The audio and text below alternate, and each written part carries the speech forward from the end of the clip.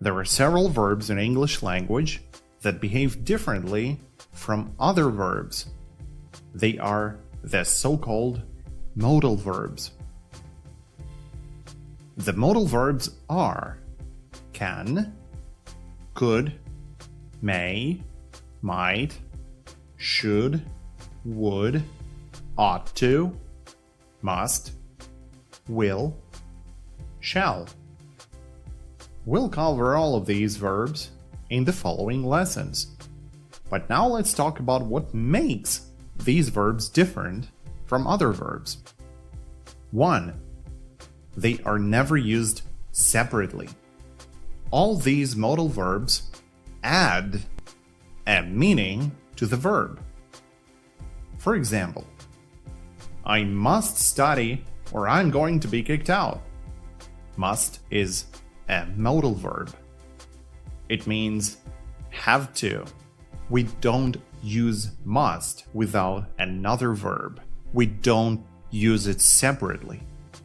The same rule applies to all other modal verbs.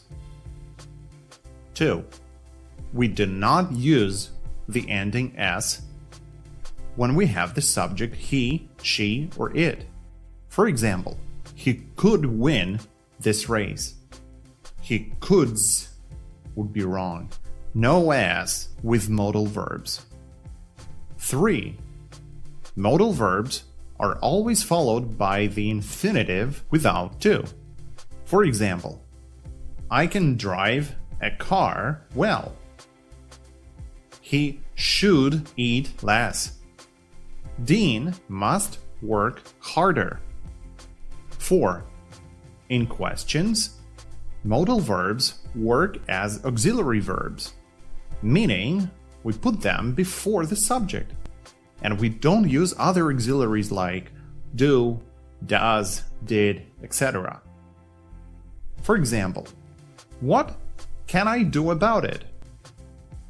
Where should I pay the fee? What time must he arrive? 5. When we make a negative sentence with a modal verb, we don't use don't, doesn't, or didn't, because modal verbs act like auxiliaries. For example, sorry, I couldn't find your car key. He shouldn't play with fire. He mustn't leave the lecture.